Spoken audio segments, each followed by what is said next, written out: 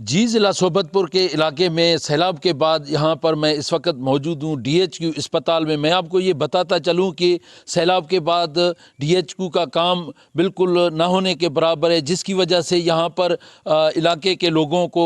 علاج معالجے کے لیے شدید دشواریوں کا سامنا کرنا پڑ رہا ہے۔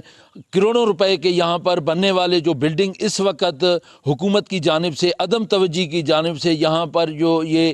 کام ٹھپ ہو کر رہ گئے ہیں۔ آئیے یہاں پر شہریوں سے معلوم کرتے ہیں یہ ڈی ایچ کیو اسپتال میں کام کے نہ ہونے کی وجہ سے یہ کیا کہتے ہیں۔ یہ ہمارا ڈسٹرکٹ ہیڈ کوارٹر اسپتال ڈی ایچ کیو اسپتال صوبتپور ہے، جو سابق وزیر اعلیٰ جام کمال خان کے اسپیشل فنڈ سے بنایا جا رہا تھا۔ یہاں پہ جو سیلاب آیا اس کے بعد یہ کام مکمل طور پر ٹھپ ہو کر بند ہو گیا ہے۔ تو میں اس وقت وزیر اعلیٰ عبدالقدوس بزنجو، چیف سیکرٹری بلوچستان اور وزیر صحت، سیکرٹری صحت سب سے پرزور مطالبہ کرتا ہوں کہ اس کا فل فور فنڈز ریلیز کر کے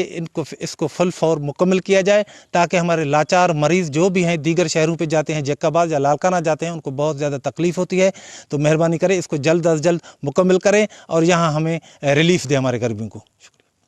جی شہری کی آپ نے بات سنی، ان کا کہنا تھا کہ سیلاب کے بعد یہاں ڈی ایچ کیو اسپتال کا کام مکمل بند ہے، جس کی وجہ سے ہمیں پریشانیاں ہو رہی ہیں۔ انہوں نے وزیر اعلیٰ بلوچستان عبدالقدوس بزنجو، چیف سیکرٹری بلوچستان اور